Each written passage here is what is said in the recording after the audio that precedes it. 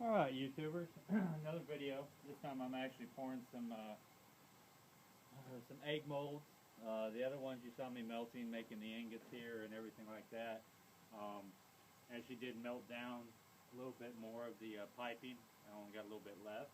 But dropped those in there, melted those down, supplemented with those so that I didn't get like the popping from last time. Got my do it egg mold here. As you can see, the rod itself actually goes in there, and that's what gives the holes in the egg. It's been sitting up here with the flame so that it's warmed up. That's preferred because it helps things flow. Just insert your rod into it. Keep it closed.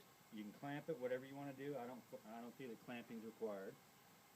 We'll take a dip here. I've skimmed off all the extra stuff, so we'll get a good dip here. Lay it down here. I find that laying this ladle on top lets you pour better. Pour it till it just tops off. You don't need to go crazy with it.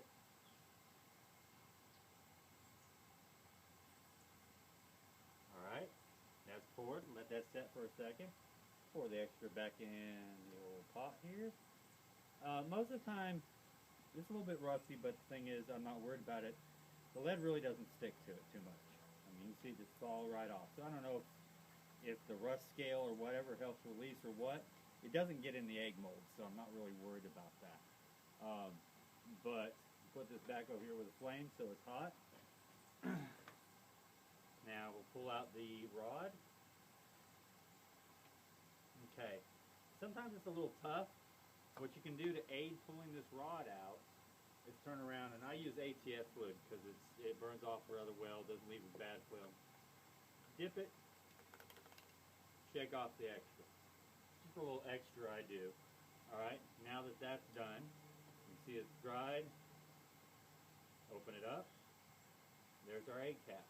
Alright, real simple, real easy. They poured nicely. You can see, always tell a good pour because they're shiny.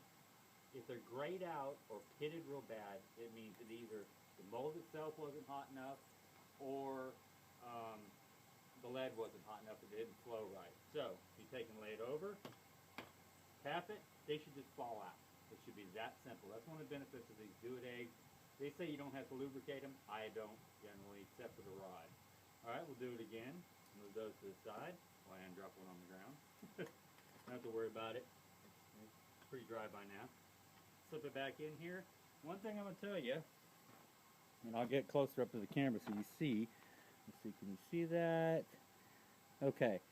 Right here where the rod slides in, if you push this handle too far forward between the aluminum pieces right there, it'll actually cause this to wedge open. So don't insert it all the way. Come back a little bit and keep it squeezed. You'll know that you have it shut. You won't see the gap right there in the mold. Alright, so now we'll go back over here. We'll dip again. Alright, lay it down again, lay your ladle on it, and slowly pour it in so it starts to overflow.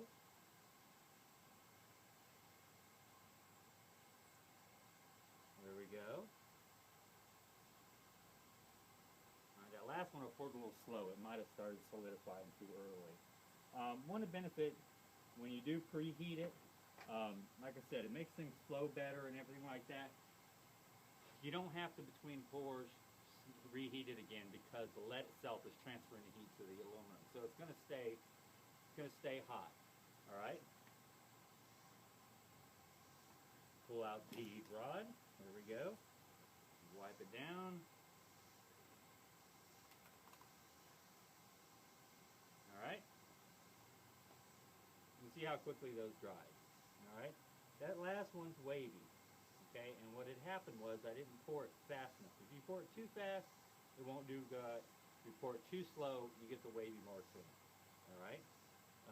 I can actually see the cast on the 3, the 2, and the 1.5 is barely visible. Nothing on that one. That one I'd almost call a scrape. Tapped it, boom, it's out. Real simple, real easy. We'll do it again here. I just have the hammer here just in case I have to tap the mold. It makes things easier at times. Alright, I already dipped the rod. Take the rod again. Slip it in here. Like I said, don't get up to the aluminum point. Keep it closed with your hand. Reach over here, grab the ladle. scoop up some more lead. Overfill that one a little bit, no big deal. Because when it's cut off, it can go right back in the pot. That one's good. And that one's good. I think that last one might have poured. I found with the split shots and the smaller molds, they don't fill up real well. So, as you can see, I overfilled it a little bit, got some extra lead, toss that back in the pot. That little scrap lead, not worried about. Mosquitoes are terrible. Alright, lay it on its side. It's already solidified it enough. Pull out the rod. Like I said, you see it smoking. That's the oil burning off. But it doesn't matter. Open it up. They're already there. That one's going to be a pain because see the lead wrapped the edge there. So what I'll do is take the hammer. Boom, got the edge off. Go over here. Tap it. Falls out. Beautiful. So there's another one. Good to go. Alright. Ease up. See? I'm going to show you the difference between a good pour and a bad pour. I won't say bad, they're still usable. Okay, one of the things you're going to see on this is, if you can see in there, see the wavy marks in there? The lines throughout it and everything? What that is that means that it didn't flow fast enough. It tried to cool itself off. Alright? This one, on the other hand, you really don't see too many waves. There's a nice, even, shiny pour. So that one's really good to go. It could be one of two things. I'm not pouring it fast enough, or the mold is cooled down a little bit. I can heat the mold up more, or I can do consecutive pours, which in itself will heat up the mold. We'll do another pour and see how it looks. If it's still bad, then what I'll do is I'll heat up the pour. It looks like it's scummed out a little bit. So what I'll do is rake the top of the pot. I got it running a little hot. Like I said, lead, if it turns gold in color, it means it's burning, it's too hot. I'm running a little bit hot right now. But you can see the stuff that I pulled off the top of the lead. So that's gone. Alright. Now I'll get some more of this lead. You know, we'll pour the first one first. There we go. Poured. Poured.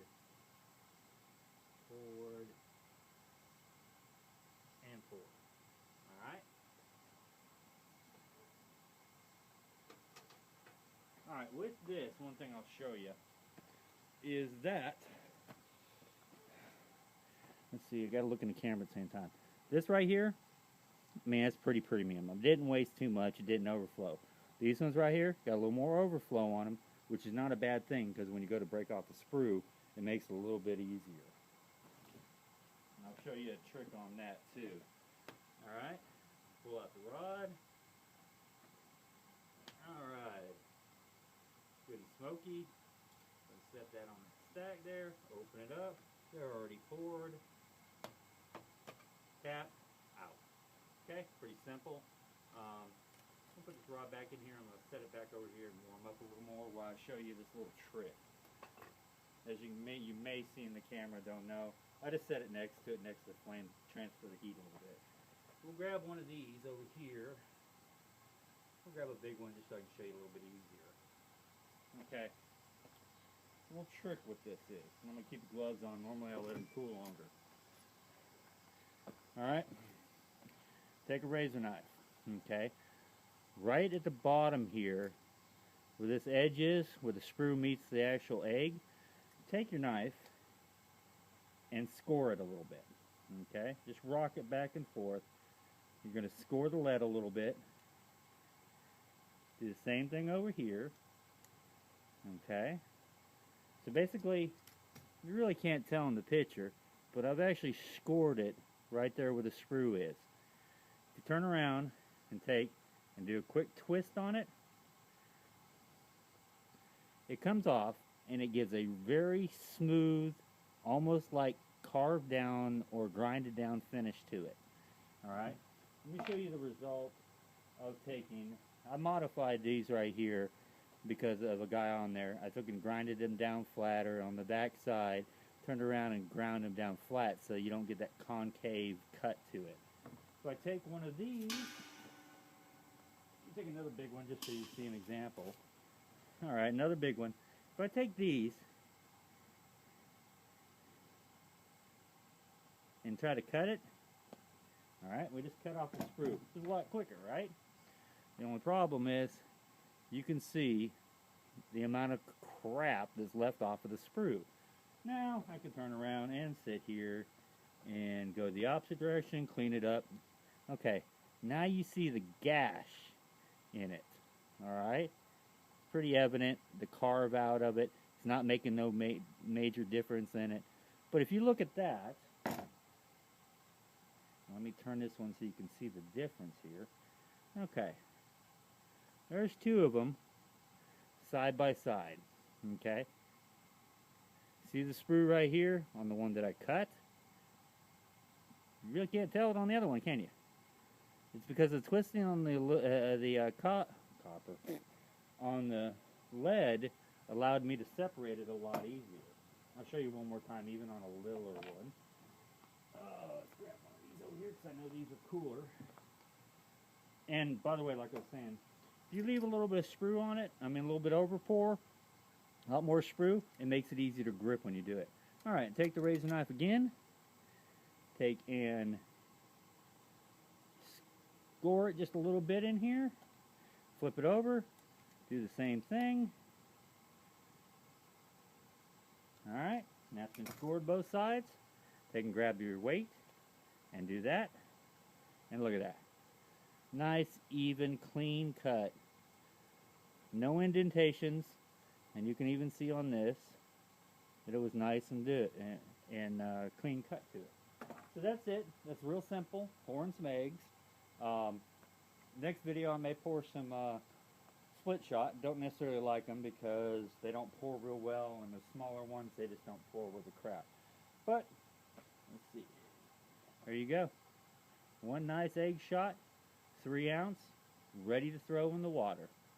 So I can use a lot of things, and in fact, one of the things we're going to do is we may drill it out a little bit bigger, but we're going to use this for noodles. As far as jugging, we're going to use those on the weights too. Alright, well, thanks, have fun, and watch for the next video.